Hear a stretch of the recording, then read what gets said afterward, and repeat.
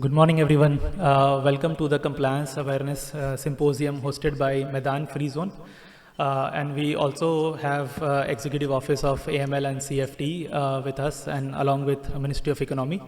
My name is Puneet Jain. I am from PwC. So we have also been invited by Meydan Free Zone to participate in this symposium. So thanks to Meydan Free Zone. Basically, we have invited and we have created a very customized session for the company service provider. As you are all aware, I'm very sure that there are AML regulations that you need to comply with.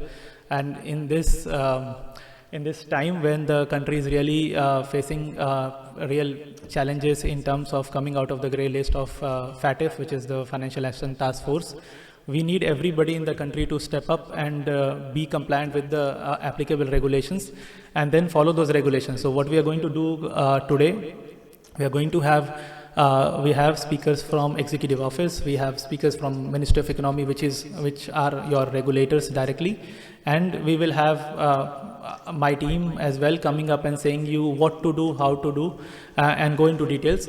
Then we will follow up with a panel discussion wherein you can feel free and ask any questions, and we will try to help you both from PwC side, Executive Office side, and Ministry of Economy side as to what is expected, what should be done, how probably could be done, and in the best possible manner and in the fastest possible manner, so that we can all be compliant with the applicable regulations of FATF and then come out of the grey list as soon as possible.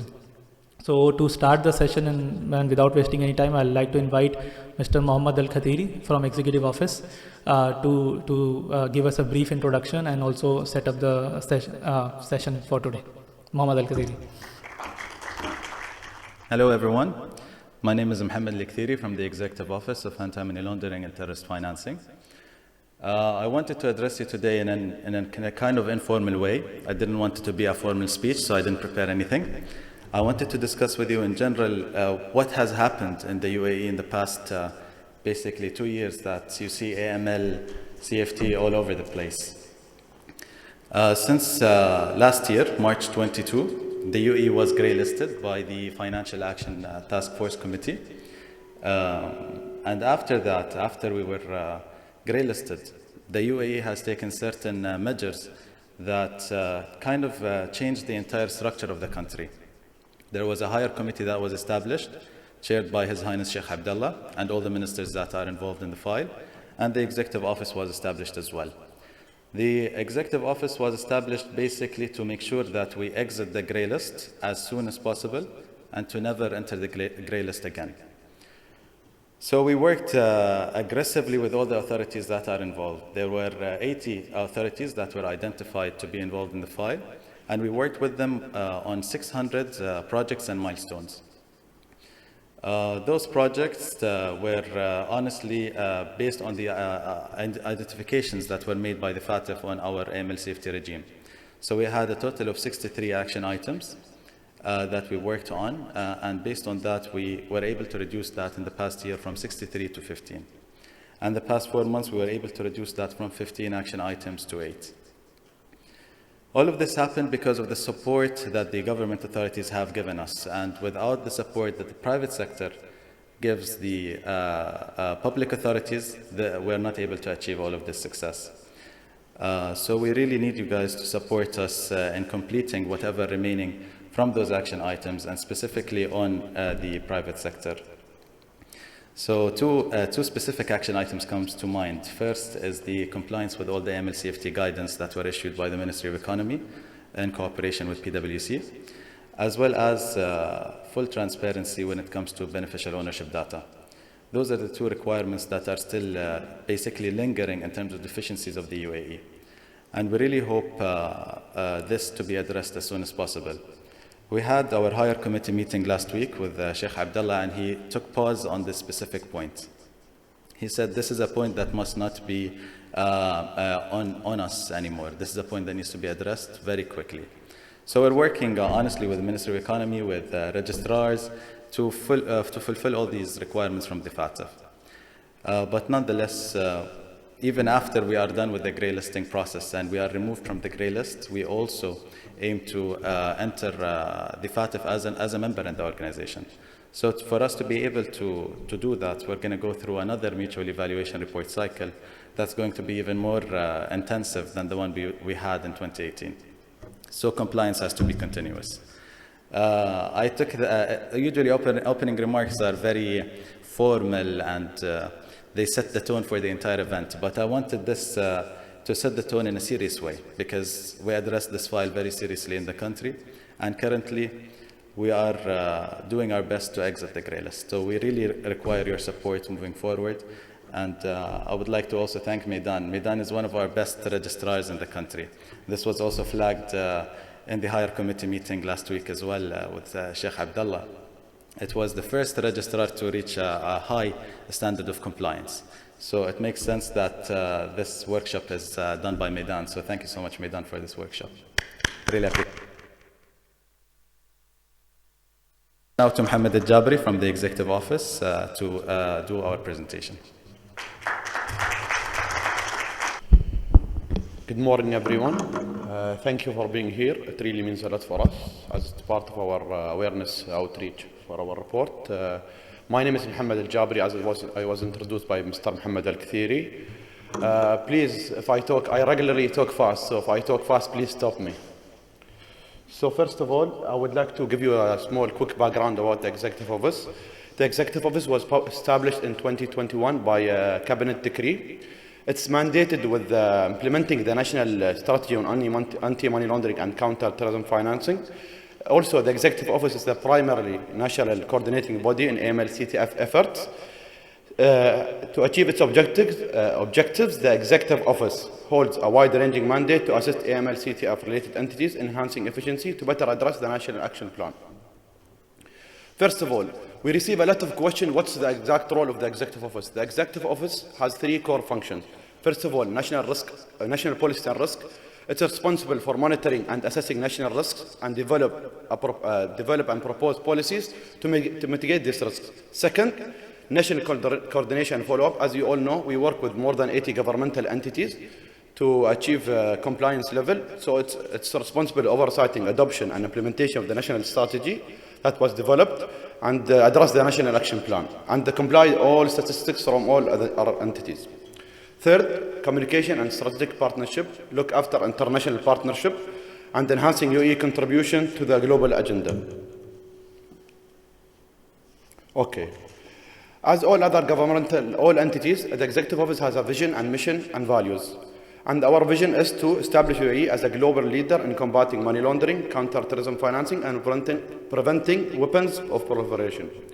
The Executive Office mission is to facilitate the continued development and maintenance of a reliable financial system with high level of protection against abuse of money laundering, financing of terrorism, weapons of proliferation finance. Last and not least, the values. The values are the most important thing that we carry in the Executive Office. First of all, the readiness and agility. Second, and I think it's the most important thing, is the transparency and credibility, teamwork and excellence. I would like to highlight the transparency and credibility. As our President Sheikh Mohammed said, the most important message that we carry as a country is our transparency and credibility. If we lose it as a country, we lose everything. Okay.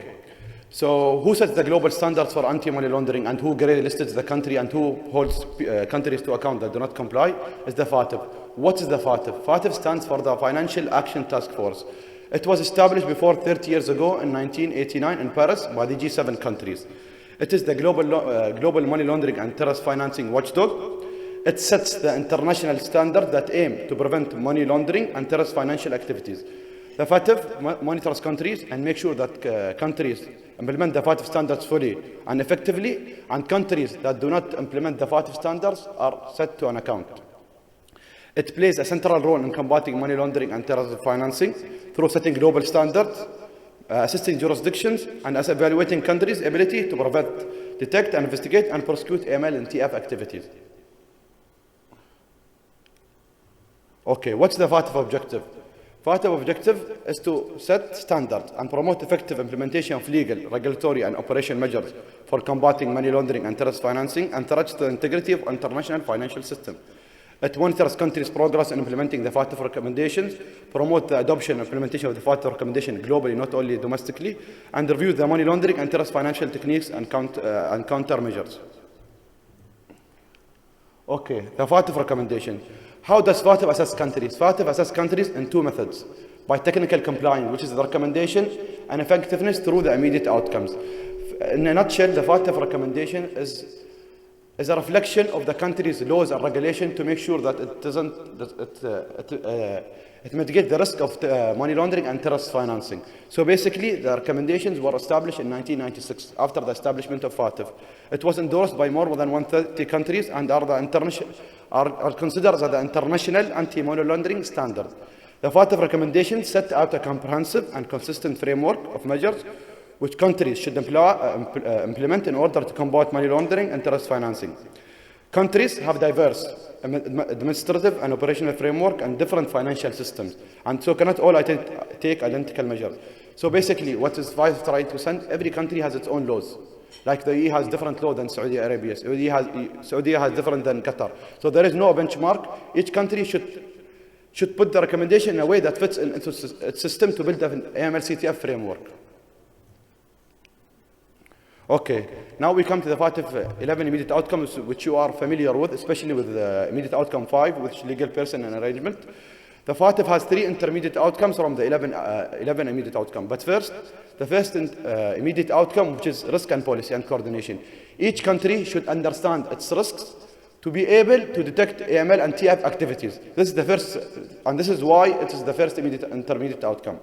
Second is the international cooperation. Money laundering and terrorist financing is not a domestic criminal activity.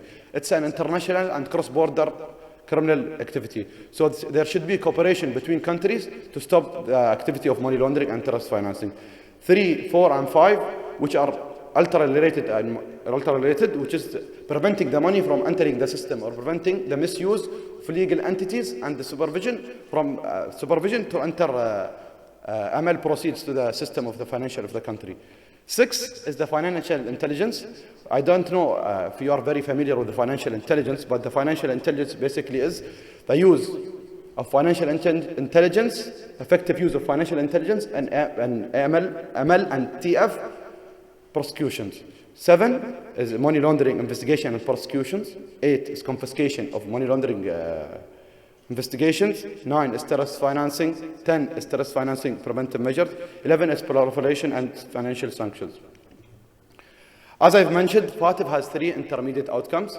First of all, which is related to immediate outcome 1 and 2, is through policy, coordination, and cooperation, we mitigate the money laundering and finance of terrorism. Through policy, coordination, and cooperation, we mitigate the money laundering and financing of terrorism risks.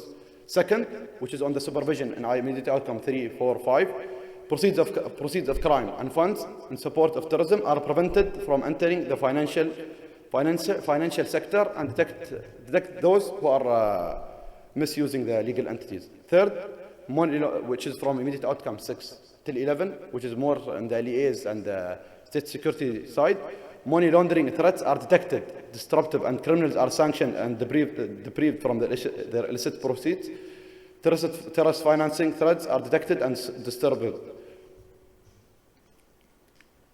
Okay, so what's the FATF assessment process? I highlighted the one in the red just to make sure that the UAE is currently in the process number 4, step number 4, which is the progress report. First of all, each country is assessed by the FATF, as I mentioned in the start. How is it assessed? It assesses the technical compliance and the effectiveness. If the FATF finds some deficiencies, the country is given an action plan. In the action plan, they are given an action plan. They enter the post-observation progress report. Yet, there is no decision has been on the country. The country is given like a length depending on the action plan, 1 year, 2 years, depending on the action plan. If there are still deficiencies, the country enters the increased monitoring. The increased monitoring, or as we call it, the grey list. After the grey list, in addition, the country is given an action plan to be addressed. It is addressed through submitting a progress report. So currently, the UAE is in the progress report cycle, where it should meet its action plan by May, and hopefully we can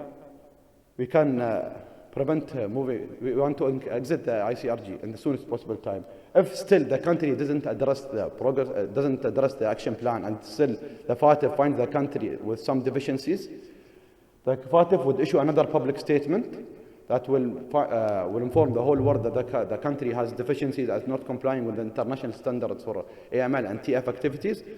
And in the worst case scenario, it will be blacklisted. And trust me, no one wants to be blacklisted because other countries will not have any financial activities with the country and it will be exported. Okay. Just quickly to explain explain immediate outcome 5, which is related to your core work, which is legal person arrangement. Immediate outcome 5 has three core principles. First of all, legal persons refers to any entities other than natural persons that can obtain a license to carry on activities within the jurisdiction or internationally. I think it's clear. Legal arrangement refers to any entities having an agreement with a third party to control and manage all entities' assets, such as trust companies, which is still new in our region. Third, and the most important thing, which is highlighted by the FATF on us, which is the BO, refers to the natural person who ultimately owns or controls an entity. It also includes those persons who exercise ultimate effect, control over a legal person or arrangement.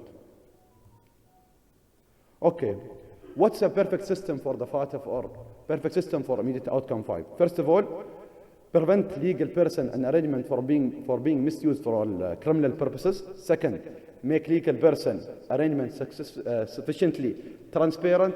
Third, ensure that accurate, up-to-date, basic BO information is available on timely basis and is available for competent authority, which is the LEAs or the FIUs or whoever needs the information. First of all, what will happen if the UAE or any country has these measures in place? Legal persons who breach these measures are subject to effective, proportional, dissuasive sanctions. So what will happen? The legal person arrangement will be unattractive for criminals to misuse for the money laundering and terrorist financing. So here I come to end to my presentation. I hope it was a nice presentation. I'm looking forward to answer questions in the panel. Thank you all.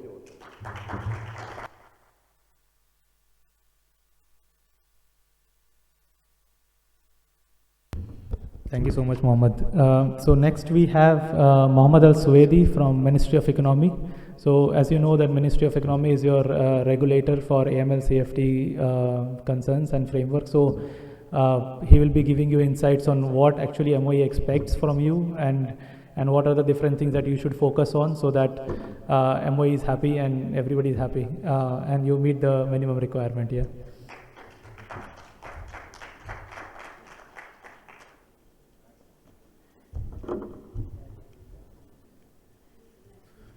Okay. Hi, everyone. I hope my voice is clear. I'm Mohammed Al-Suwaidi. I'm from the Ministry of Economy.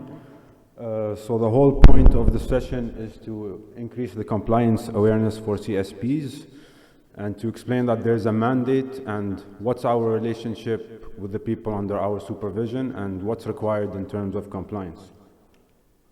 Okay. So the legal relationship between both of us is established on the basis of these regulations you have in front of you over here. And we go line in line with what Mohammed Al-Jabri has just explained. They set the policies on the national level, and then the laws has been drafted, and then based on the laws, that's where our relationship starts. So as you know, we have federal law number 20, where the federal law has established the AML obligations on the country level. And then you have number 26, which amended that law. They included VASPs to that regulation and included other aspects and amendments. Further on, number 10 explains how you should execute that regulation. And then you have the terrorist list, and then you have the unified list of violations, and then the other amendments and the UBO regulation, and the administrative fine regulation. So let's proceed. So there are 4 sectors under our supervision, and 4 sectors that we have a legal supervision over them by virtue of the law. The first one are dealers of precious metals and stones, and then we have real estate agents and brokers, and we have corporate service providers, which are you today, and auditors and independent accountants. There's a last sector, which is the legal sector. It's actually with the Ministry of Justice. That part has been excluded because they are with the Ministry of Justice. Okay. So as per definition, the legal definition of CSPs, who are CSPs? CSPs are people who set up companies, who do legal arrangements on behalf of others, who establish companies, who even arrange to act as a board of director or a company secretary on behalf of other companies. And they also provide addresses for the companies they establish, and they also perform other works, and sometimes they act as a nominal shareholder, where they nominate, where the founders nominate a nominee, and then they act on their behalf. So hence, you could see why CSPs might be in the risk or be a gateway to money laundering. So that's why we're here. We're here to increase awareness and compliance. I just want you to know one key thing.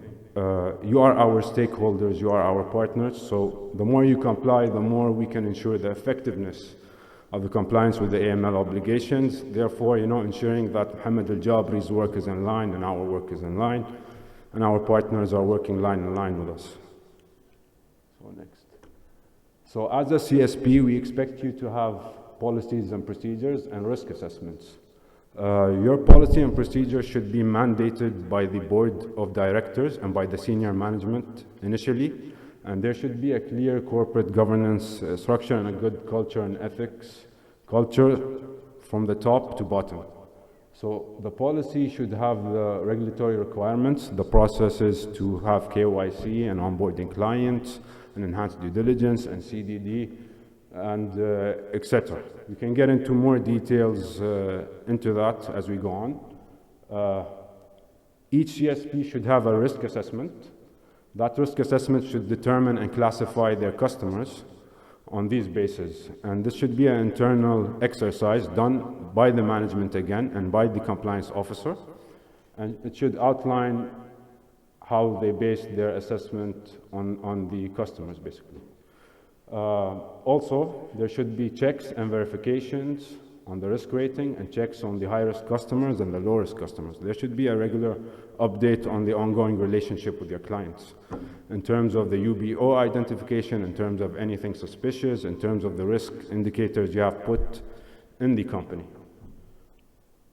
Next. So the compliance officer is the person responsible solely for the compliance of the CSP and the company. So therefore, the compliance officer should have a clear reporting path to the board of directors.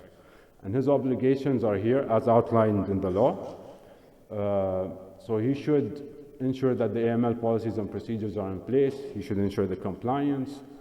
He should ensure that all the employees in the company are well equipped and well aware and well updated with the recent AML regulations and best practices and etc. So we hold the compliance officer mainly responsible for the compliance in general. So whenever we come for supervision or come to inspect, we assume that the compliance officer has all these policies and procedures in place and in check as we take random samples.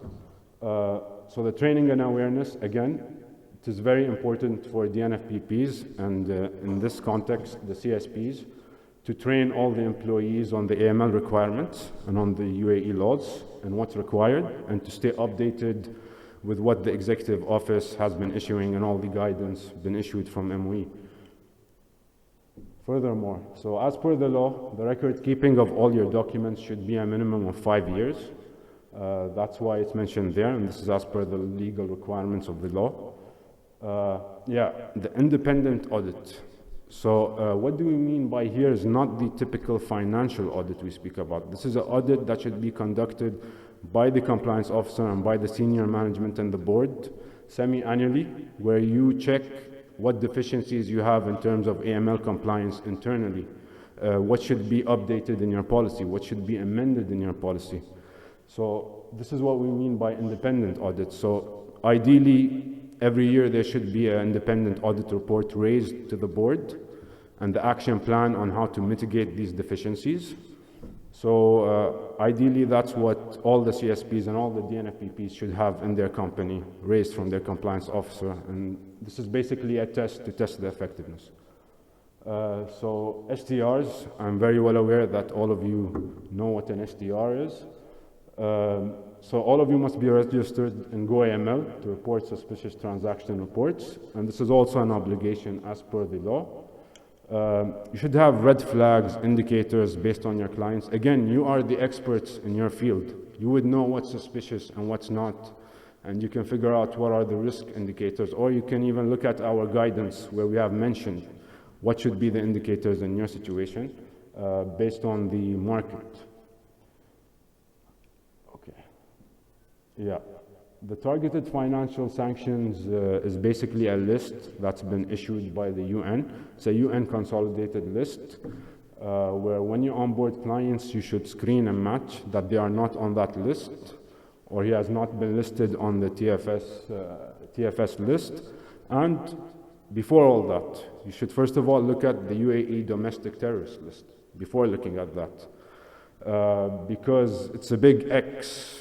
If you have dealt with somebody who has been on the list, that is a major issue actually, and you will get fined and you will get reported basically, so yeah. So KYC and CDD. KYC, know your client. You should always know who you're getting into bed with, obviously. So you should know everything about your client, A to Z, his operations, his business model, who does he deal with, who are his customers, to mitigate the risk that you are taking as a CSP when onboarding this person. And then you have CDD. So CDD is a measure that you need to take when dealing with anybody. So you need to assess them based on the CDD as whether you can take that risk or risk appetite in terms of the company. So you might be a low-risk customer based on your CDD or a high-risk customer. Again, these parameters should be embedded and studied from the CSP themselves, basically, so yeah. Yeah, again, these factors are all in line of the federal law again, and yeah, so if you're complying with all these things, I think, you know, sky's the limit, basically, for you guys, so yeah. Okay, so as Mohammed mentioned, there's a national risk assessment. And then based on that, each country understands what are the risks they have in their own country. So as the Ministry of Economy, the DNFPPs are under our sector and under our supervision in terms of AML. So they have done an NRA in 2019, and they have determined these ratings. As you can see, the trust and company service providers was medium to high. And then we did a sectorial risk assessment, which is based on our sector again. And it has increased actually. So this is why we are here, to have a collaborative effort in combating money laundering, to increase awareness, to ensure that we are all compliant, to ensure that the government's vision is in line with what's being told from the executive office. So yeah, this is just to show you guys that it has increased, so therefore our compliance and requirements will increase and more awareness will happen, so yeah. So what does high risk rating of CSP mean? It means that, okay, this doesn't mean that, but these are the indicators. So misuse of CSPs. So many clients would misuse CSPs as a shell company or to establish them or to mask their identity or to conceal their identity or the truth behind of who these individuals are to establish companies, whether in the UAE or the free zone or a financial free zone or an offshore company. So yeah, that's what's meant here collectively. But mainly, you know, they try to form complex structures and they try to conceal the identity and they try to use CSPs to remove themselves away from being identified in that country. So it's more of a shell company or you guys operating on their behalf where you guys will take all the risks of money laundering, so. Okay. So that's why I'm moving to UBO actually. UBO is ultimate beneficiary owner. So the definition as per the law is a beneficial owner of the legal person shall be whoever person that ultimately owns or controls, whether directly through a chain of ownership or control or by other means of control, such as the right to appoint or dismiss the majority of its directors by 25% or more of the shares, or 25% or more of the voting rights in the legal person. That voting rights comes in like public joint stock companies, so that's why it's there. But I want to emphasize on one thing. I believe they said directly or indirectly.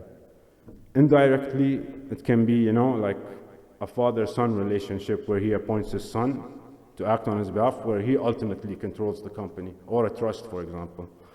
So you really need to watch out for these kind of things. And there is exemption in the law.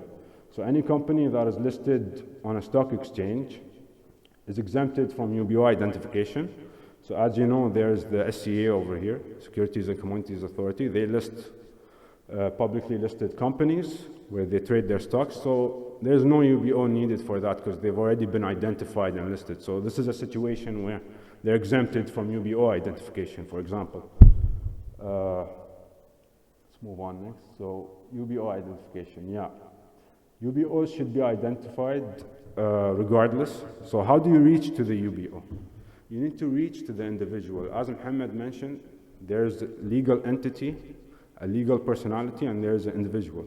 So a legal entity is the company, basically. The individual is the person himself. So you need to ultimately reach to that person. So if the company owns 7 other companies, to reach to that UBO, you need to do CDD on these 7 other companies. So you need to cover the layers, basically. So what do you mean by complex structures? Complex structures means the combination of both in each layer.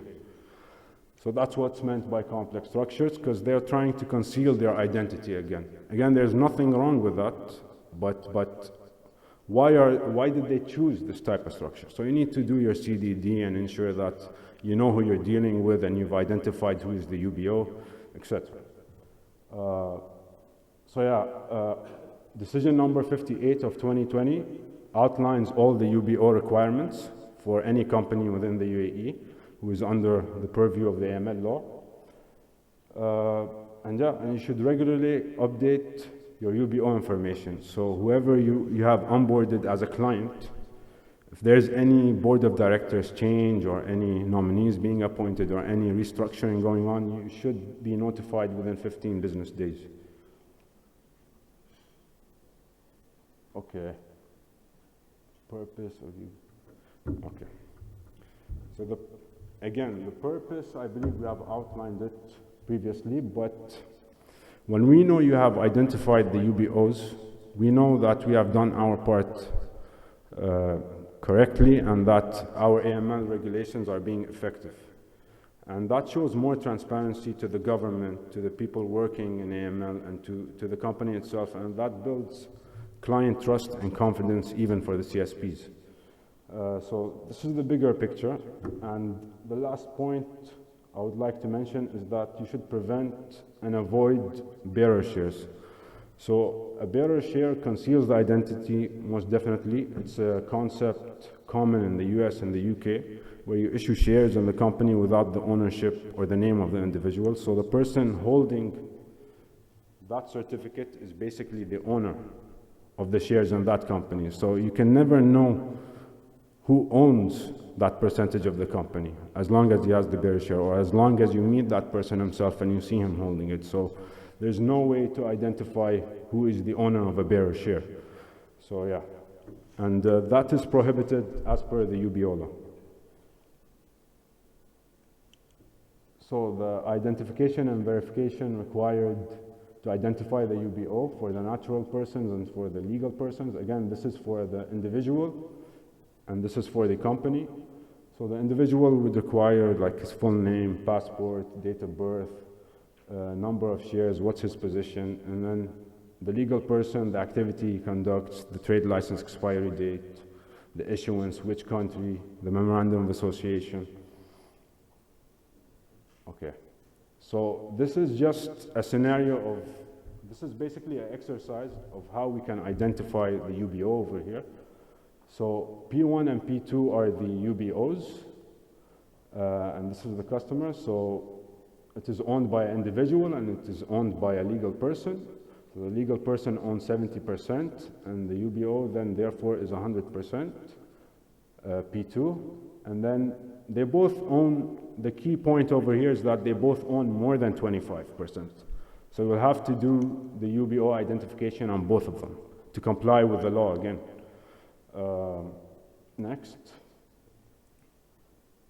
So again, this is a bit more of an advanced structure. So yeah, you have P1, P2, and P3. So here it's more of a percentage ratio game. So that 10% is clear that you're not going to be doing UBO on them. C3, so C3, that's 60% out of customers. So that's more than 25. So obviously you're going to identify that person. And out of that 30%, P1 owns 95%, which is 28.5, I believe. And then on that basis, you will have to identify that person. So yeah, if P2 would own a percentage in C3, then you would have to identify him basically, because the combination of both means that he owns more than 25%. Okay, next. Again, it's the same. So P1 and P2, you will have to identify them. In this scenario, P2 owns 40% of that 50, which is still above 25. P1 owns 60% of that 50, which is still above 25. And owning 33% of that 50 is above 25, I believe. So yeah, they all own above 25. So anyways, it's the same and so on. I'm afraid I'm short on time, but I will move faster and I will re-explain this in the panel discussion. So the Cabinet Resolution number 53 outlines the penalties for not complying with the UBO decision number 58. As you can see, the law gives you a first time, a second time, and a third time. First times are usually written warnings, and mainly all the violations are regarding non-compliance with UBO identification in terms of shares and obligations and updating the documents and regularly checking up on them. So these are the articles. So yeah, I'm a legal person in nature, so that's why you see all these articles and penalties and emphasis on the law, basically. Okay, so one of the case studies we had at the Ministry of Economy on a CSP, which is a major CSP in the UAE, when we have conducted a supervision, a periodic examination on the company, so we identified that it had a complex structure and that many of the UBOs were not properly identified. Actually, I remember this one, and when we tried to reach to the UBO, they had like 7 layers and a company in the Cayman Islands and a company outside and a company. But eventually we reached to who are the shareholders, and it turns out to be 3 individuals. And the supervision noted the following breaches. There was no proper governance from the board of directors. So they weren't checking up on the AML compliance, on the effectiveness of their policies. The compliance officer was not doing his role properly. And there wasn't any proper risk assessments, basically. We didn't see that in terms of the services they provide on an enterprise level, and we didn't see that in terms of the clients when they onboarded them, basically. Also, there was no CDD or enhanced due diligence for people who were considered to be high risk. Yeah, and the worst of them is that they weren't complying with the TFS, so they weren't really screening or checking if these individuals were on the terrorist list or the UN list, basically, which gets you into other problems like with the other authorities and like financial crime, basically. So yeah, if you have any questions, I believe we'll leave the questions for the panel discussion. If you have some time, please fill out the survey and scan the barcode. Thank you very much.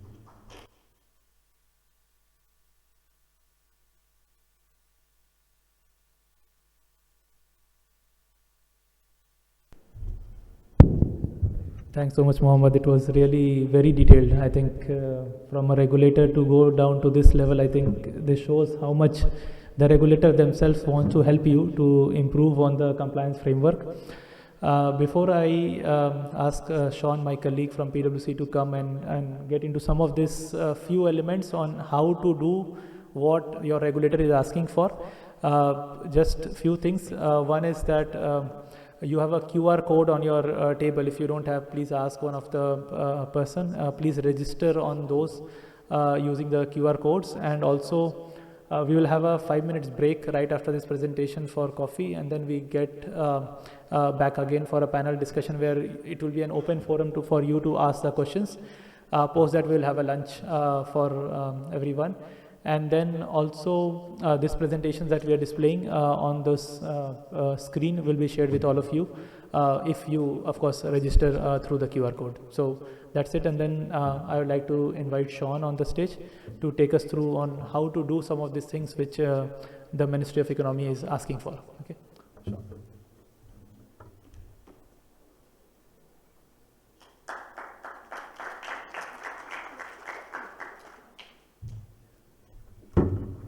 Hello, good morning, everyone. Hope everyone is having a really great day and a very informative session. I would like to thank you, Executive Office and Ministry of Economy, to give us a lovely informative session on the obligations on the entire AML CTF framework regime and what is FATF looking for and what is Ministry of Economy looking for. What I'll be focusing on is right now on the obligations that you are required to be met and how we can work towards those. So there are obligations set by DNFPBs, or you can say corporate service providers in your case, by Ministry of Economy and FATF. The first thing, it says appointing a compliance officer, performing due diligence, reporting suspicious transactions, and identifying any sanctions hits. That is domestic, that is the UAE list, and as well as the United Sanctions Security Council list as well.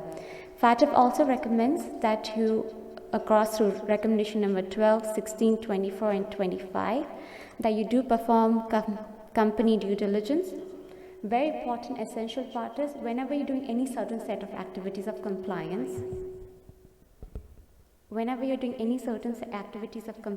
you have to do proper record keeping. If you're not able to prove to the Ministry of Economy or to any other parties who come and review your documentation, any authorities, you will not be able to demonstrate that you have done effective measures at time of registration, renewals, or amendments when you're establishing a relationship with that company as a corporate service provider. You also need to identify any high-risk companies. What are high-risk companies? Politically exposed persons, someone with high-risk jurisdiction, complex ownership. These are falling in the high-risk set of companies. One very important thing is how much are you going to rely on the third parties? Okay. How much are you going to rely on third parties, the information that you're getting from? So maybe identification, digital assets that you're getting from different federal governments, public domain searches, screening systems. What is the reliance of the third party? Are you outsourcing your own compliance function or certain activities? And just managing the main, some oversight within that function, these are the areas that you have to look for. On the other measures, we also see you have to monitor and check on the high-risk countries. There are a lot of different regulatory bodies, international standards that publish high-risk countries such as Basel, FATF, internal blacklist, that is called the heightened and increased monitoring list. Then we have the blacklist. We also have the corruption CPI index, transparency index.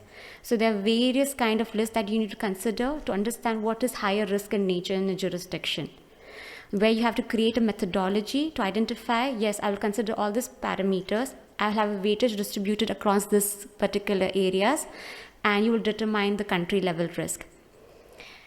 This will help you not to just identify for your due diligence, but also to perform risk assessment. The obligations stated out here about performing due diligence measures encompasses two main things, that is risk assessment and company due diligence. I will just go further dive in later. And one very important thing of CSPs, as Ministry of Economy stated that you have to register yourself on the GoAML, but also report SARs or SDRs.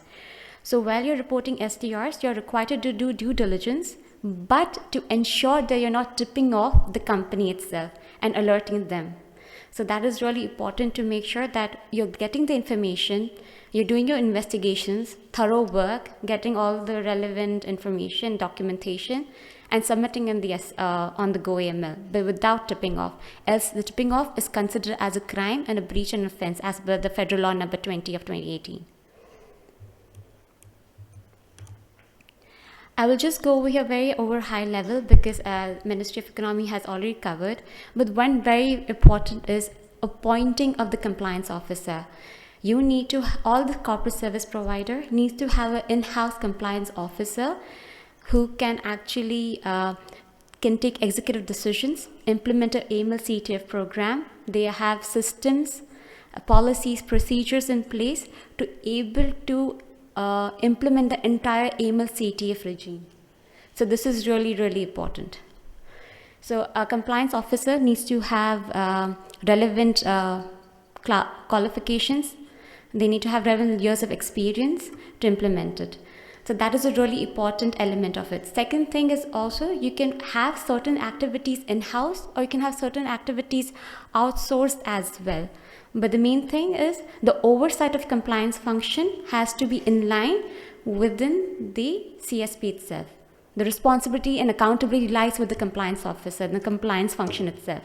They might have a hybrid structure of compliance, but at the end of the day, CSP is responsible and accountable. The main areas that they have to implement is the AML-TF reporting, the program management, and of course, one very important thing, because you guys will be the compliance officers, but you will have first line who will be getting more companies to open within your, and performing those business deals. So you need to train them, guide them on how to identify the red flags and breaches. So this is very, very important. Training and awareness on the AML CTF framework, AML CTF red flag checks is really important, so you do not get any bad, dirty companies entering the UAE that will stop from the financial. One very important element I want to tell you about what Executive Office also stated, where do you guys lie in CSP, right? So of course, Ministry of Economy is supervising you, but where you lie in the entire framework of the UAE is IO3, IO4 and IO5. IO3 is all about the supervision, where the Ministry of Economy will come and supervise you to see if you're meeting all the obligations. The second thing is with IO4, that you're doing your activities in line. IO5, because legal persons and legal arrangements, you're allowing them to open the companies, you're supporting them. So when you identify it, you're supporting IO5, 4 and 3 accordingly. So this is where you lie in the entire framework. The more additional elements that you lie is also IO6, that is financial intelligence. Financial intelligence is when you actually report SARs on the GoAML. This is used as information exchange across a lot of competent authorities and outside the UAE as well, through Egmont. So make sure that you come together, implement the AML CTF program to help to implement across all these immediate outcomes and support UAE to elevate and to exclude from the grey list. I'll focus on the second main obligation over here is customer risk. We have 5 main areas that you guys have to really focus on. We have customer risk rating, CDD, that's company due diligence, enhanced due diligence, ongoing monitoring, and record keeping. In customer risk rating, you have many various factors that you have to focus on. One is the customer risk, geography risk, delivery channel, and product and services. Basically, you have to create a methodology which focuses on how, when a company comes, you do your basic due diligence, gather all the KYC basic information, develop a methodology where you can account for such risk. And they can be distributed across different weightages. Like for example, the customer risk can be 20%, geography risk can be 20%, delivery channel 20%, and product and services as well 20%. You can distribute the weightages accordingly. The main thing is to within the customer risk, you identify what is the kind of the base that you have. Is it high risk in nature? What kind of ownership structure? What kind of an entity type? Is it an LLC, FZE, FZC? That all has to be in line with the NRA. You also need to consider, is it an offshore entity? Because many of your CSPs would allow offshore set of companies as well. How the company is getting introduced, or the company itself is acting as an intermediary. And are those companies set up by high net worth individuals like PEPs or any other high risk in nature? For geography risk, as I explained, we consider a lot of type of lists. We have FATF black list and the gray list. We have the international UAE, UN and OFAC list as well. We have the Basel AML index and the corruption risk. In the delivery channel, basically talks about how the company is going to do transactions, or how they are getting introduced to yourself, right? Is it non-face-to-face? You've not met the customer at all. That's going to be very higher risk in nature, because you've never had a face-to-face interaction and you do not know who's actually the beneficial owner and who's setting up the company. Or is it through some digital channels like internet, phone, or remote services? Or is getting introduced by another third-party agents as well, or legal professionals, or any sort of other intermediaries. So each more anonymity is there in the initiation with the customer, the higher the risk it presents and poses. So that is a really important factor that you guys have to consider. The lastly and but not least is the products and services. In the products and services, what kind of products is the companies want to deal with? What are the suppliers and buyers they want to deal with? Which are the trading country partners they want to deal with? What is the anticipated value of the transactional activity they want to deal with? So these are the factors that you have to consider. So all the all the CSPs, they are required to have a risk assessment. Based on this risk assessment methodology, you will be able to identify, to do due diligence or enhance due diligence. This is what the Ministry of Economy is looking at, and this is how you'll be able to implement a risk-based approach. Going forward in performing due diligence measures, we have two main areas. One is CDD and one is enhanced due diligence. In CDD, main purpose of this to identify and verify all the aspects. So you have to do customer identification. Yeah, you can do that through maybe IDs, passports, local IDs, foreign IDs, get it tested, stamped. Customer address, bank statements. You can also have tenancy contracts and any other acceptable customer address proof of verification. Main thing is as well also identify the beneficial owners, the beneficiaries, the controlling parties, and as well as signatories and power of attorney.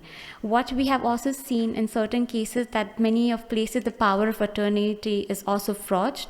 So you need to identify such cases where you're able to detect such measures. Ownership control. As what Ministry of Economy said, anything about 25% directly or indirectly needs to be identified. So there's something called as a very simple logic, and what Ministry of Economy also demonstrated in the diagrams was a beneficial ownership test. It's called a 3-tier test. It's very simple. Directly owned by the UBO, that's direct, 25%, and that's it. Then we would have something that gets controlled over 25%. For example, I'm a company, and my colleague Puneet is owning the entire 100%. But I'm having veto rights of 100% to discard Puneet's decisions as well. So I also become an ultimate beneficial owner. So you have to consider what are significant controlling parties involved through a lot of decision-making factors. And the last but not least is if you're not able to identify anyone as to the first or second test, the third resort is the senior management, like the board of directors, the CEOs. This is some special cases where you're not able to identify the UBO. What else you need to understand about the company? If they're coming and opening company in the UAE, right? Why they want to open a company? What's the purpose and the intended nature to open a company? Because at the end of the day, you guys will allow to open a company. It will go and open an account in the bank. So you need to be like the first gatekeepers to make sure that you're able to combat this money laundering terrorist financing risk. You also need to consider about the anticipated transactional activity. So what is the in-house, what is the outflows? For example, a $20 million or a 20 million dirham share capital. Where's the source of funds coming from? Does it make sense? How is it going to come about? So that's really important to consider. Now for enhanced, CDD should be applied for low and medium risk cases based on your risk rating. So in the risk rating can be from your 3-point scale to 4 to 5-point scale. So it can be from low, medium, high. For 4-point, it could be low, medium, medium, high, high, or it could be a 5-point scale as well. So if you have a low to medium, you can have a CDD process applied. For medium, high to high, you will have EDD applied. Within the EDD, you want to know, because it's posing higher risk in nature after you calculated the risk assessment. So you want to know about the source of funds. You want to know about the source of wealth. Like, is it from the inheritance? Is it from my, I saved a lot of money through my job? Or is it from some property deed sale? So it could be various areas where you need to have substantiated with corroboration of documents as well. You want to know who are the major customers and suppliers. In past, we have seen a lot of cases where the customers and the suppliers are actually sanctioned entities or terrorist financial institutions as well. So you guys need to have to consider about suppliers and buyers as well. And any additional corroboration method. Within your organization of CSP, it's really important that you are able to also have senior management approvals, because it should not just be entire organization is just not the compliance officer or the function taking the risk. It's the entire organization and includes the senior management as well. Lastly, when do you perform due diligence, right? So of course, when you start the relationship, you will do. At time of renewals, you would of course do. But of course, at the time of any changes in the ownership, material changes, right? Like I become a shareholder and I add another party as well. Or even control structure, not just ownership structure, even the controlling structure. Who's controlling the entire, exercising the rights in the company? Legal structure changes from LLC to FZC, whatever entity type changing. Changes in the name, registered address, purpose, capital structure. Capital structure is a very significant change that happens in the UAE. It's one of the huge typologies that we have seen as well. So that has to also be considered. Any adverse media sanctions hits, you should also consider performing due diligence to identify any risk that is within your corporate service providers. Over here, we are going to focus on reporting SARs. I believe MOE has covered. I'm just going to speak very briefly out here. SARs are basically suspicious activities, money laundering, terrorist financing sanctions, adverse media, whatever you find, you need to report it. Whatever you find that it's means of on the grounds of suspicion, you need to report that. So that is really important. How do you identify it? Of course, the main thing, you, compliance as a function, have to implement it. You have to implement an AML CTF program. You have to implement systems. You have to do CDD, EDD. Then only you'll be able to identify all the suspicious activity. This will be your key KPI as a compliance officer. So you're reporting SARs and able to detect such activities. You're required to register on GoAML. If you guys have not registered on GoAML, please do so, because that's one of the very key obligations that the Ministry of Economy and the Executive Office is also looking for. Timing, when do you report? That's a very important part as well. Whenever you get information known and you have done your thorough investigation, you report it right away without any delay. That is really important. As I said, no confidential, no tipping off, as strictly prohibited. Yeah. Lastly, I would like to just speak on sanctions or identifying risk within your company. We talked about CDD, we talked about having an AML CTF program, policies and procedures, but the one very important element is to have a screening system in place.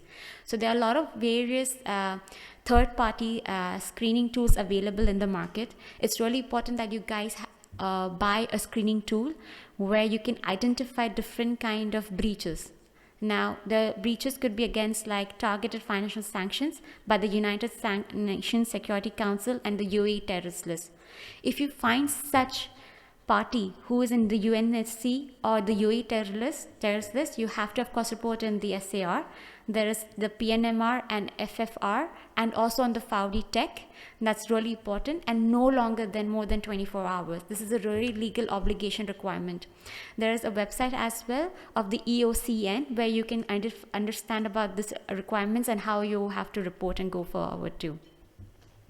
The main thing also that you have to consider is adverse media. Adverse media can range from various things: drug trafficking, narcotics, human trafficking, pornography, child prostitution, anything. Money laundering, corruption, it can lead to anything. Politically exposed person, because you have to perform enhanced due diligence on the politically exposed person, and there are a lot of PEPs that are in UAE opening companies. So that's why, how will you identify? That is only through the means of the screening tool. Then you also need to, if you are only abiding by any other sanctions list like OFAC, UN, HMT, you have to work on that. One very important part of this thing is you do screening at time of course, establishing a relationship with the company, right? But you also have to do it on a daily basis. It's called ongoing screening or a daily screening. You have to screen your companies and your shareholders, UBOs within those companies on a daily basis. So you can identify the risk. For example, I am Son. I am not a PEP today, but after 2-3 months, I become a PEP. Or I become a money launderer after 3 or 4 months. So you need to identify this risk. If you do not do it on an ongoing basis, you'll never be able to identify this. As we said over here, for the UNC or the local UAE list, you have to ensure there's full compliance with Article number 15 and 21 of Decision of 74. This is a part of the EOCN website. I would please recommend you to go and look into that website, read through the obligations and how you can, support in combating and making your compliance program strong. And as I said, ongoing screening is really important. And if you guys have any further questions, I'm very happy to reach out to me. Me and Puneet are here to help you out with your queries. Thank you everyone for your time.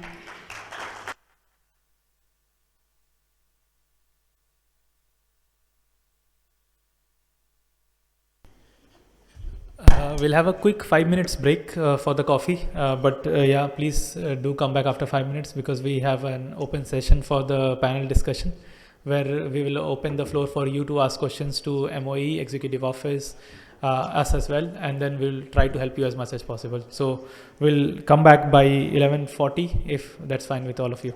Thank you. So this is, as you know, is an open session. We would probably ask you to ask us the questions. We have Mohammad Al-Jabri, Mohammad Al-Suwaidi and Sean who were the speaker, and I think they gave you a lot of thoughts. I think it is the best time for you to open up and ask as many questions as you can, the more the merrier, and so that we can discuss and we can solve if you are facing any sort of design challenges, operational challenges in sort of implementing any compliance requirement. If you would like to, anyone would like to go first, or I have one question for you.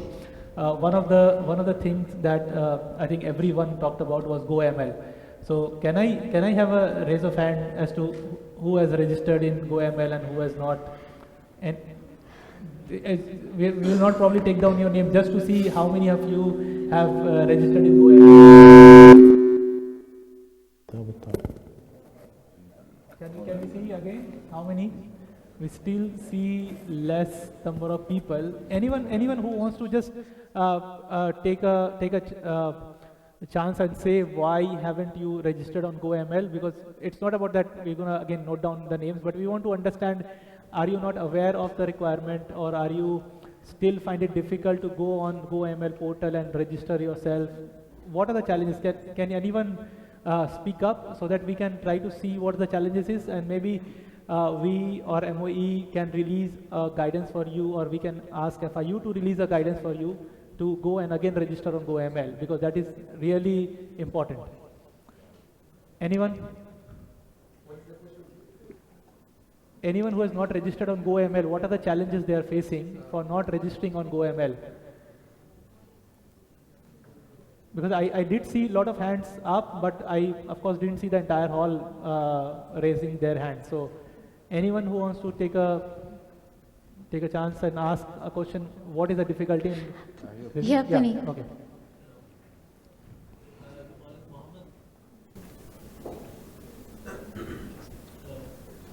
Yeah, we can hear you, I think.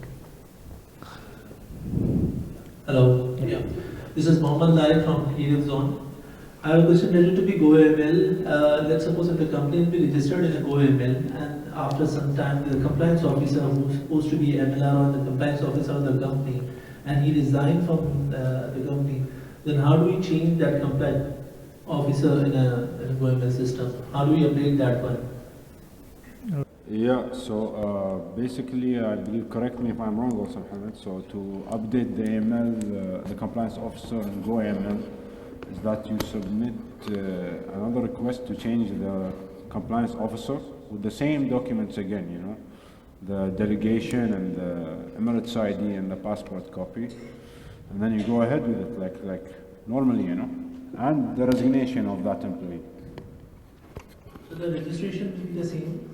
The last number was the representative number, the one which you give, the reference number will be the same. Only the, I mean, how do we register it? You will just go through a GoML system. No, GoAML system, but you will raise a new compliance officer registration with that new information and attach the resignation for the previous compliance officer.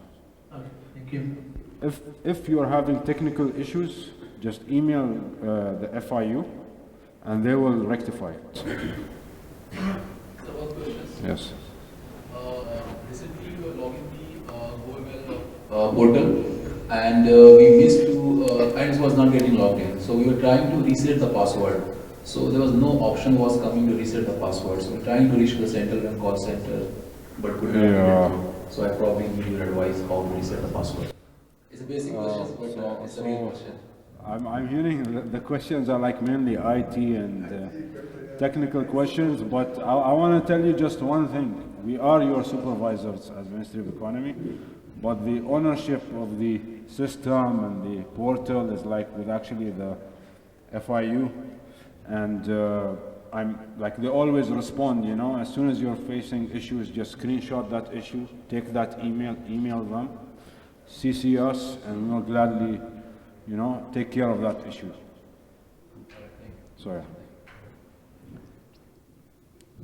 First, I'd like to thank you all, the Executive Office, the Ministry of Economy, PwC, and want to clarify, obviously this is very serious, right? So this is not a casual thing, this is very important.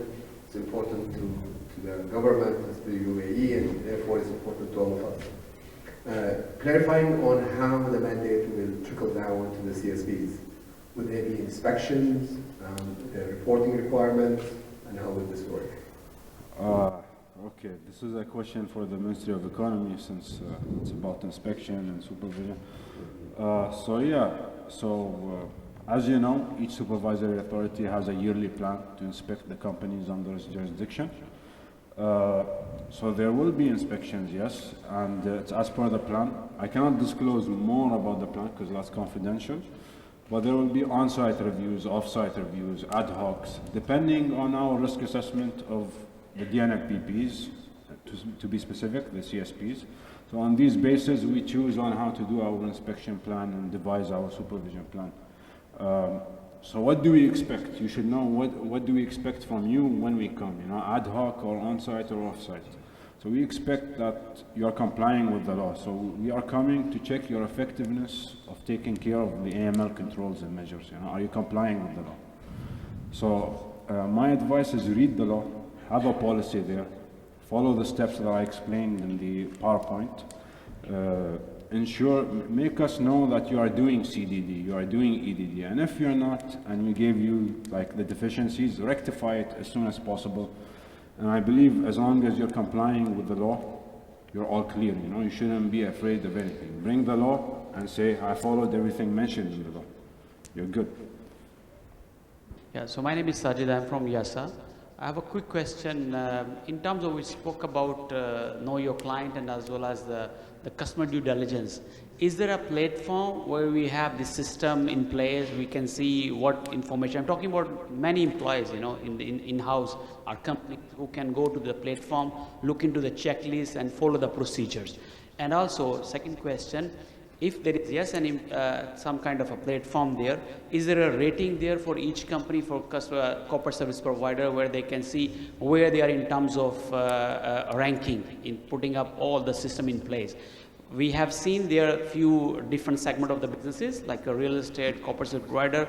Some of the segment has been increased, the risk has been increased, some has been unchanged. So I'm sure there must be kind of a tracking system. Can you please elaborate on that?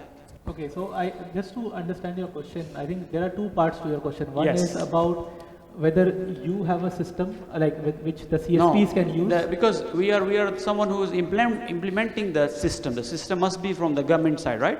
There is a checklist of the system where we can go in, log into this, and we see the checklist, the process has been followed by internal house with our companies. This is number one. Number two, is there also a ranking in the system? So see, again, the system that you're talking about is to assess the CSPs, right?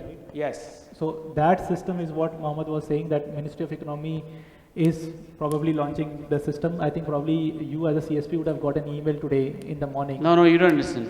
We spoke about the set of steps we have to follow, right? Yeah. All the corporate software companies. Yes. All is manually. Yeah. Is there also a system, because today we're speaking about Dubai as a digital hub, right? Yeah. Even in Meydan, all the company formations process, everything has been followed electronically. Yeah. So in AML, is there also a system where we can follow? Okay. Yeah. So, look, we are currently in the progress of it. Everything, ideally, yes, we are heading towards a digital economy. We'll have everything automated, everything will move towards that direction, and there is something en route, but I cannot disclose the deadline or the timeline because there are internal conversations on these things. So, It's bringing me to my third question, why I was asking. We said we have to keep all the process in place and keep the record. Yeah. Do we need to keep in a paper form, or it has to be electronically? That's Because UAE, I think we said that we have a zero paper policy. yeah, that's completely up to you, and whether you keep it, paperless or digitally. But when we come and inspect, when we request that type of document, you shall provide it. Okay, so So electronic you is can also keep acceptable. it, but you have to keep it up to 5 years as per the law. Yes. All the documents, everything. Whether you keep it digitally or paperless or with paper, that's completely up to you. Okay, thank you. Here ask about the two questions when we discuss about the ownership control. The one question is related to be the foundations, any foundation or trustees, if there is anything established. Now behind the foundation, there is the founders are there. There is no individual or there is the family members are there. It's a complete family will be on that foundations, and that family will be the complete family member, which is included minors and adults are there. So in that aspect, how do we identify the UBO? Can I get Yeah. you got it or? So look, first of all, for UBO, your guide is the UBO decision number 58. That's number one, because it clearly specifies how to follow the procedures and how to deal with this circumstance. Okay, so if you have minors, then that minor would have a trustee, if I believe it or not. So the trustee is held accountable because he's a minor and you are acting on his behalf. So there must be a POA or the trust establishment documents and whatnot specifying the terms and conditions. So that trust will specify certain things, who has the right to take the decision, who has the right to do that. As my colleague mentioned, so where the UBOs are not clear and there's this sort of structure, then you hold the senior management or the person acting on behalf of the management or the person with the POA or the person who is doing the legal arrangement responsible for these actions. Because he's the one signing off on this, he's the one taking decisions. That's the case of the minor or a trust, but eventually you should reach to the person who is in direct control. So you cannot have a trust with the adult and then you're knowing he's instructing the lawyer or the person with the POA to do X, Y, Z. So you still hold him accountable. So do I say that council member of that foundation will be considered as a UBO? Yes. Yes. Yes. Yes, no doubt. Go back to the UBO definition of the 25% and above. It says directly or indirectly. And then it also mentions in the last sentence legal arrangements and trusts. Yeah. So yeah, let that be your guide always, I always do that myself. So I always go back to the article, what the law says, and then interpret it. Much appreciated. Thank you so much. Right. There's another question where we discuss about the ACR and STR, suspicious activity reports and suspicious transaction report, where you decide if there is any kind of a suspicious activity will be happen. You're supposed to be, without any delay, you need to be submitted to the FIU. Now the question is over here: is this any mandatory requirement that annually a company needs to be report STR at least once or twice? Or whenever it's events occur, I mean, let's suppose in the annually there is no events occur and there is no sort of a suspicious report. Is this any kind of a red flag that why a company is not in this activity? You must either be a saint, or people are not doing mistakes, or they are good money launderers. Okay, because they must be knowing the law better than you to do that, and that can be possible. So basically, what I would do, I would go back to the law. The law has specified when you should file an STR. When you're dealing with cash with XYZ amount, when in these circumstances, when a person is a PEP, when you're feeling that the indicators are being flagged, that's when you should file an STR. So this is completely subjective and based on each CSP's internal policies. After you do your risk assessment and check the delivery channels and check the third parties you're dealing with and assess your clients, that is the only way you can know when to file and what not to file. So if somebody's acting suspicious or changing the documents or refuse to give you source of funds, then that would be a flag, for example, for me as a CSP. And then on these bases, for example, I would choose or take a decision. Again, you would raise that and have a group and have the compliance officer and have the management to take that decision. So it's not really like a yes and no question, it's really subjective and it's up to discussion. So yeah. That's pretty clear. Thank you so much. No worries. So sorry, there was one last question about when you talk about the EDD over here in the slides, you mentioned there's a customer and supplier. When we proceed this EDD, at least you have a 3 customer or 3 suppliers, or probably 5 customers, 5 suppliers. Now the thing is that mainly we have noticed that the persons who is coming over here in this region, they are coming from different out of the regions. They have clients across the globe, but unlikely they don't have a client, customer over here in UAE. So if he proceeds the EDD or in process flow and he said I don't have a supplier in UAE and I don't have a customer in UAE, do we proceed, or is this mandatory that at least you must mention over here in a way to participate in the UAE economy or something? Is this a requirement? Okay. As part of EDD, you are required to obtain the information of top 5 suppliers and top 5 buyers. For the entities who are newly established here and they do not have any operating presence, of course you can take the information about their parent entity or other jurisdiction entity information, because that's where they are getting their source of funds and source of wealth from, and they're injecting that money in the UAE to establish another company. You can also consider the exporting countries or importing countries that they're going to deal with while doing the transaction. So this is going to consider the holistic profile of your company. For assessing the due diligence and doing the risk assessment. So yes, we can consider, if they do not have any trading partners because they're newly established, we can take other operating jurisdictions, entities where they are residing. Okay, thank you so much. Thank you. Any other questions? I think we have got.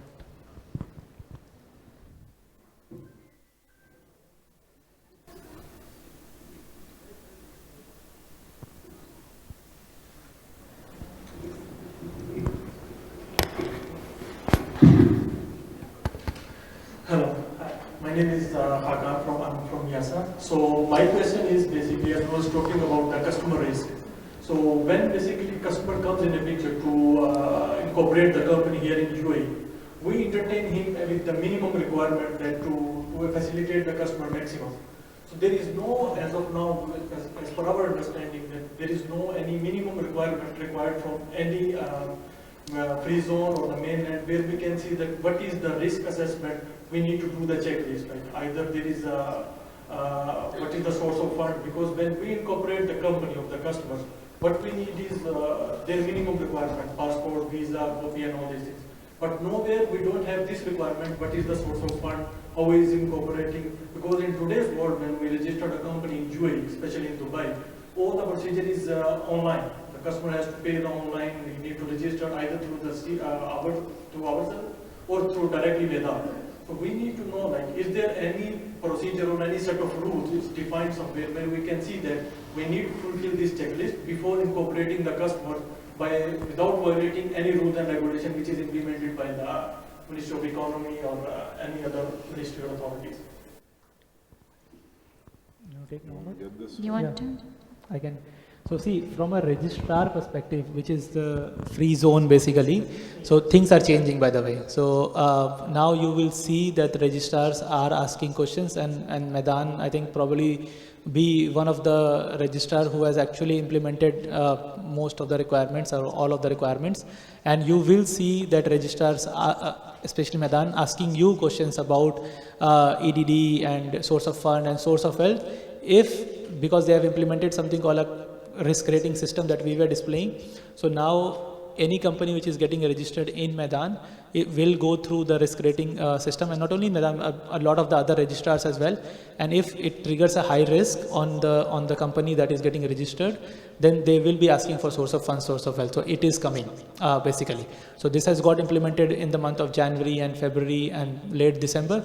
So now you will see that any companies you go and register in any of the free zone or the mainland, they will ask you question if they see potential red flags or the company turns out to be high risk.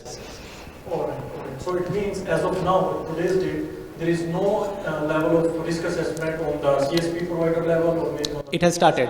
It has started. So from January onwards, most of the registrars have started to implement this. As you said, documents are submitted digitally, information are submitted digitally. They have actually implemented digitally the risk assessment. So as soon as you fill in the information, they get a risk rating in the back end.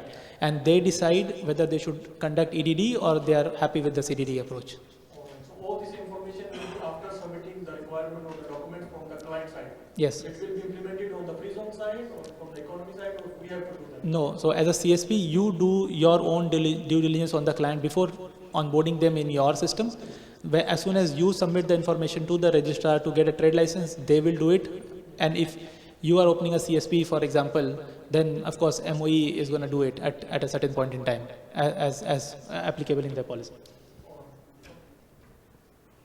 And also one thing, owner can also be a compliance officer? Not really. Not really. I'm asking for the owner of corporate service provider company. I'm gonna state the law. So I believe the executive regulation number 10 of 2019, Article 21, I believe. So has the compliance officer obligations and who has to be the compliance officer. So look, you need to distinguish two different things. When it's a financial institution, it's different. That's when, you really need a compliance officer that's separate with the qualifications. So in this sense, the DNFPPs, you need to have a compliance officer, but the law does not say if it has to be somebody appointed with the qualifications or not. So that's completely left up to you. But he has to be independent. So he cannot be like the CEO taking the decision, and so how will he complain on himself? You cannot, right? It's conflict. So you need to find a mechanism where it's segregated. That's all, So we can have the outsource also, or we can have the within. As long as you have a compliance officer who is responsible for the compliance of the AML. Yeah, but it should be independent. Yeah, they should be independent. It should be independent in nature. I'd just like to add that. Only outsource them. No. That's up to you. That's a company decision. Yeah. But we need to see the agreement. We need to see what did you agree on. We need to see what are you outsourcing exactly. So. And where's this terms and condition defined? This is not defined. This is in the law, and this is completely subjective. The article is like wide. Yeah, and I think you can also refer to the fact. And I think you can refer to the factor of recommendations as well. So that is really important. And main thing is, even if you outsource the compliance function or you have it in-house or hybrid model, as I stated earlier, the ownership lies with the CSP on the compliance risk that they identify. So that has to be very clear. Any other questions? One. Hi, good afternoon. I'm Jenny from Business Corridor. So we have this question in mind. Since we're going to do our responsibility for our customer clients check, so what are those recommended, let's say, software or search engine that we can use to check our customers, whether they're involved in money laundering, some crime, fraud, some sort of like world check hit. See, we will probably not market anyone here, but but there are many available in the market. You said one of them being the Thomson Reuters, or now they are called as Refinitiv. Okay, there are many like LexisNexis, Oracle, SAS, and so many. Dow Jones, Moody's Analytics, and there are so many available in the market. If you go on the internet and probably write sanction screening or any name screening software, Google will give you 50,000 companies available in UAE itself. So you can go with anyone, and it's completely on you how you do it, basically. Okay, sir. Thank you. Any other questions? I think no questions. So we can any points you want to highlight? Okay. Oh yeah, the barcode. Yes. I think my colleague Mohammed Swedi asked you to scan the barcode and fill in the survey. It will be very helpful for them, just to remind you. And I would like also to invite you tomorrow. We are holding a workshop for misuse of legal persons in the UAE. It will be for 2 days. It will be appreciated if it's possible if any of you can attend the workshop. And that's it from my side. Fine. So I think. I'm just sorry, but this is the last question. The question is that here we are, besides about the CSPs, we conduct all the seminars and everything, workshops and everything, to emphasize that to follow all the AML laws and frameworks and everything. But besides that, there's also one thought processes in our mind that when the client's perspective, when the clients go for the mainland, the armor centers and the different kinds of government centers are there. They are, to processing the business license without even asking any single query. Somehow that will also impact other CSPs. They are, the free zones or versus the mainland. So how do we, to cover that part? Because if I go for the mainland without asking any question, I can proceed my business license and everything. But when I proceed the business license with the free zones, any free zones, there's a huge list of requirements which I need to be fulfilled, and all the policies, procedures which I need to be followed, and etc. and other things. Okay, that's so I believe you mentioned armor, not screening or something like that, and then you mentioned all these requirements are making it difficult to onboard clients in terms of a business perspective. So, okay, just armor is linked with the Ministry of Interior system. So whatever individual accessing the country, their systems are integrated. So they screen the passports by default because they are also one of the regulatory bodies and people who do their part also in terms of the free zones and the cross-border transactions and whatnot. So don't worry about armor, They know what they're doing, and the people over there know what they're doing, and it's completely like, a different ballgame. But in terms of the business, look, you can always automate and find solutions to please your clients, but at the end, you should meet the minimum requirements of AML. As I said, you cannot get into bed with somebody you don't know, KYC. Comply, do your due diligence. Whether you do it manually or easier, that's up to your company. You want to reduce your risk appetite, that's up to you. You want to increase your risk appetite, that's up to you. So it's completely up to you, We're not saying increase it, we're saying do the minimum and be free, Go on with your business. Nobody's going to talk to you. Actually, when you say the word minimum means over here, we have completely frameworks are there, the requirements all are there which we need to be followed, right? Yes. There is no like a minimum standards and maximum standard, this is at least you will do, or this is the maximum which you can do. This law is law, we can follow entire the law, right? Yeah. So somehow when we will implement that law in a free zone perspective, so there is to be honest, there is a huge requirement. Even somehow if, unluckily if client is following any kind of higher jurisdiction, and if I proceed the EDD, then again the huge requirement which I need to be asked for the supplier, for the, at the same time if client go to the DED and he asks, probably in a few hours he get the license. So this is somehow I need to be, the satisfactory answer for the clients why we are the, or the free zones are better than the DED or somehow. I cannot speak about the registrars or speak on their behalf. It's not really my authority or powers to discuss. I can stick with what I can say about the Ministry of Economy, but see, at the end, we're an economy and we're here to help the economy. We're not here to make the economy a difficult place. You are our stakeholders, and at the end, I represent the Ministry of Economy, so obviously I will act in the best interest of my economy. So I hope that clarifies things. So. I might add something to what to your question. I think this has to do with the culture of compliance. I'm not sure how many of you have definitely come across this dealing with the banks. Now, few banks were slow, few banks were hard, but I think now if you go to any of the UAE banks, they are mostly at the same standard. I think this is the same thing which is going to happen in the next 6 months with the registrars. Some are catching up, some have already gone ahead and established that compliance framework. So give it another 2 or 3 months or 4 months down the line, and I think every registrar will have to catch up, because that is a major program which Executive Office is running as part of IO5. So maybe it's not only about the compliance level in the UAE, but trust me, in the coming 1 year or 2 years, it will be international standard. Trust me, more people, more countries are getting into the grey list now, and more countries want to get out. And when you want to get out, you put more standards, you want to reach better compliance level. So it's not only about the UAE. Trust me, in the coming years, it will be international standard. So that's what I wanted to add to the point when you just raised. Yeah. Thank you so much. Thank you. Much appreciated. Thank you. Any other questions?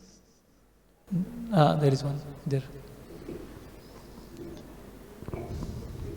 Yeah, hi, good afternoon. I just want to ask, because mostly this responsibility lies on the hands of a compliance officer.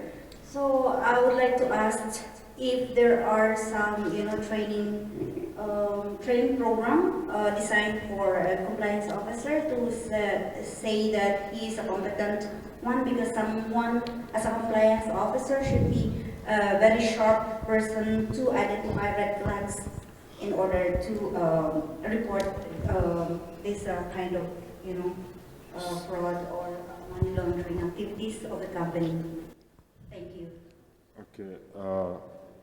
Okay, just let me separate two things. There is many entities that can give you, like many educational institutions today, that can qualify you as a compliance officer. One of them is the CISI, for example, the Chartered Institute of Securities and Investments, and then you have the ACAMS, and then you have the ICA. So these are all credible institutions, but then again, these are mainly for financial institutions, but it doesn't harm to get your training from these kind of institutions. And I'm not here advertising for them, or speaking on behalf of them, but they do have the academic certifications that you might need to ensure the compliance internally, Again, this is not an advertisement, and I do not advise you to go there, and so this is completely up to your discretion. So, yeah. Is that all good? Is that good? One more question for him.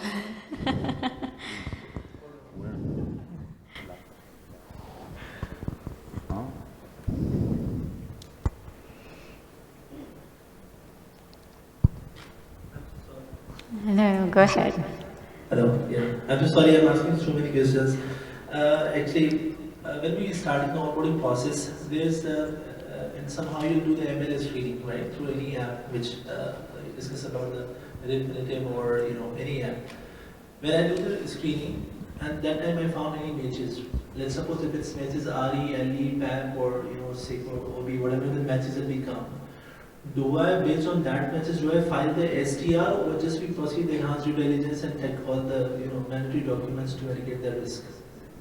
Because when you talk about the STR and you said that if there is any suspicious activity or PAP match, as you mentioned, so if it's matches there, normally the practices in the organization, if it's any matches come, they will proceed the EDD and ask the supporting documents, and then to be proceed. But on matches, do I proceed the STR or STR? Puneet, you want to? Yeah, so I think, see, the fundamental that I always tell our clients is very clear. Sanctions, there is zero risk appetite. Okay, so if there is a sanctions hit, you have to let go, basically. For PEP and adverse media, again, it will depend on your risk appetite, whether you want to deal with a PEP, international PEP or a domestic PEP. Adverse media, again, what type of adverse media you think is serious. There are a lot of ways to discount an adverse media. Some adverse media might be 12 years old. Somebody might not have been convicted, just a news on or a blog on somebody. So PEP and adverse media, you can have a risk appetite judgment, but for sanctions, it's a zero risk appetite game. So anybody who's on the sanctions list, you just let go and just close and do not deal with them. Okay, clear. Thank you. Yeah, just one more element. You have to do your investigation. Is this not the same direct match? You have to corroborate it that is it the actual person and the entity. So there are like very common name matches as well. Maybe Mohammed is a very common name in this region, right? So there's a possibility there will be multiple Mohammed against that hits. So you have to make sure it's the exact person as well, or at least potentially true match. Very good afternoon, everyone. I have one question. Like, if somebody was a PEP who is like 10 years back or 15 years back, should we consider that as a high risk?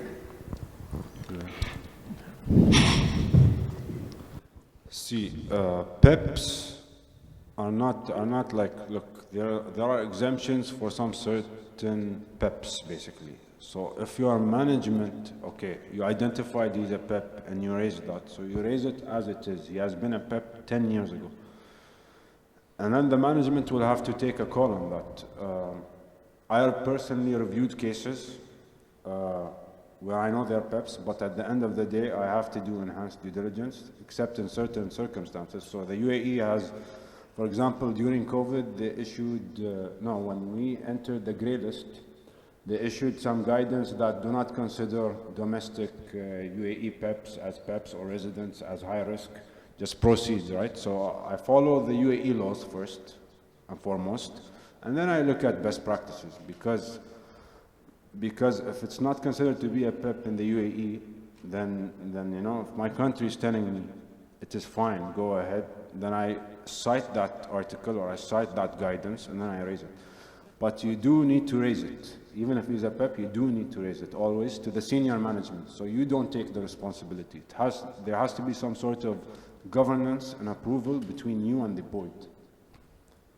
So that's the main thing, As long as you have done that, you're good to go. But it's not your approval, it's the board's approval. One more question. Sometimes we do the compliance for the company before the setup for the particular shareholders, and when we feel that yes, it's okay, and we open the company, and end of the day, he will be failing to open the bank account. So what is the necessary action should we take? Should we consider him as a high risk again, or we should do recheck on him?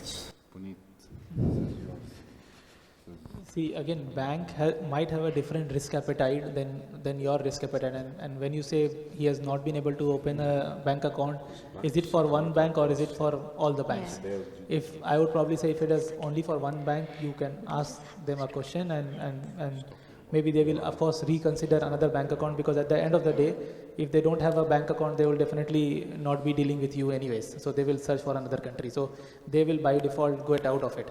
But if you see a trend that somebody is not been having a bank account for, like they've got rejected for 2-3 banks, of course, it's a red flag for you and you should definitely consider it. Any other questions? So for the risk rating itself, yeah. Can we clarify, maybe someone can shed light on this, how would you go ahead and measure to medium high, and high risk? As we discussed on, I think this is working, I believe. Okay. Yeah, thank you. So as part of the risk rating, of course, we discussed earlier, there are 4 main categories that the Ministry of Economy wants to look at. That is the customer risk, delivery risk, then we have the geography risk and the products and services risk. You can transition into, as Khalid said, that we have a 4-point scale, 5-point scale, or a 3-point scale. What we can do is like high, medium, low, or medium, high, low, high and medium high. So these are the ones that you can actually use as your risk rating scale. Now, how do you compute a risk rating methodology? It depends on your risk-based approach, of course, and what is your internal risk appetite. The idea is that you can follow a lot of international guidances in the market as well. Something from the MOE, what they consider as higher risk. There's an MOE guidance issued, especially supplement guidance issued by MOE on the corporate service providers. It says that PEPs are high risk, so you want to consider PEPs. What type of entity type is high risk? LLC, FZC, foreign branch of company. So these are considered as high risk in nature, and this is aligned with the NRA. So you can take the results published from the NRA. When I say NRA, is the National Risk Assessment or the Sectoral Risk Assessment that the Ministry of Economy presented today. You can take those results and leverage into it. You can also see the ownership layers, right? So if it's a single owner, then it's a lower risk. But if it's a very complex ownership, your risk would, of course, increase because it's more difficult to find the ultimate beneficial owner. So this is like as part of the customer. Now for geographies, it's very, as we said, we have to consider a lot of type of lists, FATF, PASL, CPI, the offshore, there are a lot of other different type of lists that you can consider. You want to consider the nationality of the natural individuals, residence of the individual. You also want to consider the country of operations, the establishment, country of trading partners. Those are the good areas that you can consider as part of your risk assessment. This should all be integrated with your KYC profile at the end of the day, because that's where you're getting the information and feeding into your KYC for your risk assessment. So that's one. The third one will be the delivery channels, and the delivery channels is basically, as we discussed, how you're interacting with the customer. No interaction with the customer, higher risk, because you do not know the customer's anonymity is there, higher is there. If it's just a walk-in customer, you can talk and see. If it's use of intermediary, you need to understand about that. So based on the how opaque the customer relationship is to identify, you will pose it as a higher risk in nature. And all this information is also again available in supplemental guidance. You can also refer to the FATF recommendations. That's really important. That's what we encourage as well. And lastly, but not the least, we have the products and services, what kind of products and services they are dealing with, and how you can go about it. The weightage distribution, that will of course depend on the risk-based approach. We do consider that you can do an equal distribution or higher weightage to some certain risk factor. This is up to each CSPs of its own. Thank you so much. Okay. So thank you everyone for participating. I think it was really an interactive session, and of course thanks to Meydan for hosting us, for Executive Office, Ministry of Economy, to share lights on and guide us on the way forward, what is expected, how to be done, and what future is looking like in terms of the compliance space. Just two things before we close the session. One is the QR code. I think not everybody has registered, so please do register, because we would definitely like to send this presentation across to you. Again, these presentations, as you would have seen, were very detailed, and I think it was going to help you out. And based on the presentation, you can also reach out to us or to Ministry of Economy, and we are always there to help you. And the second one is I think probably the best one is that we have lunch outside, so we should definitely eat and go from here. Yeah. So thank you again to everyone who has come here and participated. Really grateful to be here, and thanks to Meydan. Thank